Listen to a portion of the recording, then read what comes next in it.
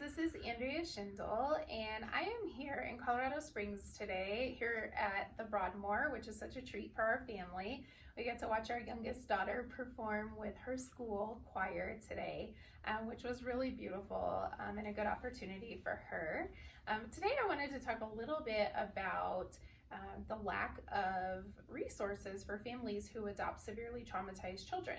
I just spoke with a reporter from USA Today who reached out today and a few months back about our experience in trying to access mental health care for a child who had been severely traumatized before joining our family. And I thought it was really an interesting conversation, and I thought you might be interested to hear what's going on in our country as well. There is a really good shift happening. Legislative branches are now recognizing that we do need help in accessing mental health care for children who are acting out severely, with the increase of not only violence in our schools, but violence in our communities. We're recognizing that childhood trauma has a huge impact on aggression and violence later on in adolescence and adulthood.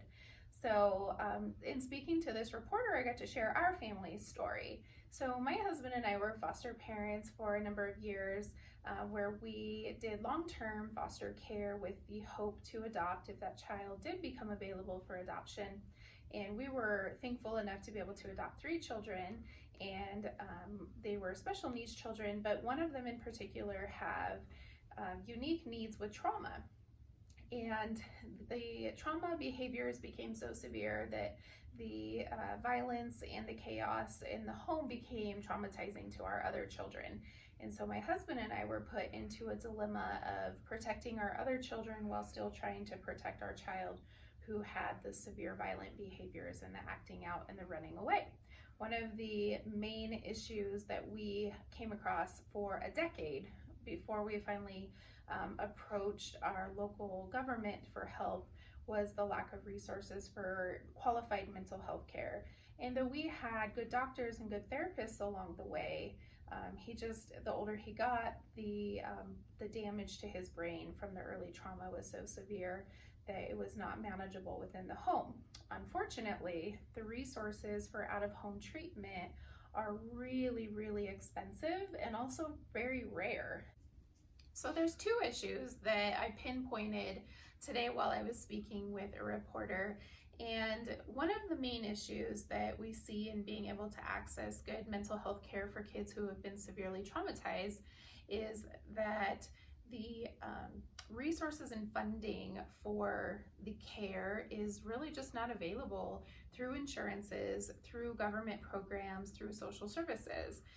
Because of new legislation, it mandates that children are placed back into the home fairly quickly. So not only does the treatment become very time limited, but then the child is placed back in the home oftentimes before he or she is ready. Another main issue is that there really needs to be training at the graduate level, program level in universities before we have counselors that are placed into community mental health centers. Some of our most underprivileged populations are served in our community mental health centers. However, community mental health centers tend to hire those that are new graduates before they're really trained in anything specific.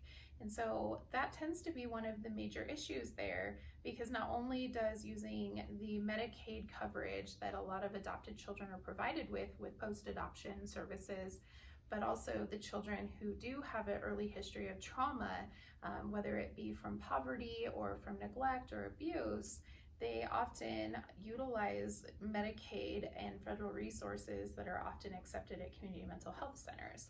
So we need to be able to start addressing these at a university level, at a federal level, but then also we need to be able to provide effective treatment that is long enough to help the child be able to undergo the brain development that they need in order to heal from their trauma. For some of these children, the healing can last years. The trauma is so severe, and often children who have these histories of trauma not only have a history of abuse, but they also have a history of neglect, deprivation. Often they've been exposed to drugs in utero, And then on top of that, sometimes they have traumatic brain injuries and medical injuries that are often unaccounted for, mainly because when the child comes into foster care, they're unable to articulate what their histories are, and so it becomes impossible to get specific information. So often caregivers ends up being the ones who identify the behaviors, and then if they are placed into a healthcare system for treatment where they're unable to identify the underlying issues and provide effective treatment, it becomes a cycle of violence in their home, and it spirals out of control. We've seen that firsthand. I treat these types of issues within families in my own practice.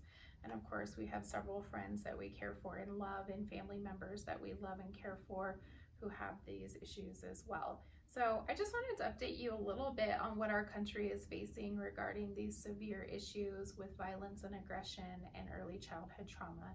I hope that if you are a parent that is facing this, or if you are a child or a teenager facing this and you're watching it, I hope you're encouraged that our nation is starting to become aware of it, and we do have good advocates, and my family is committed to being advocates along the road. I hope you guys have a good weekend. I know we will. Bye.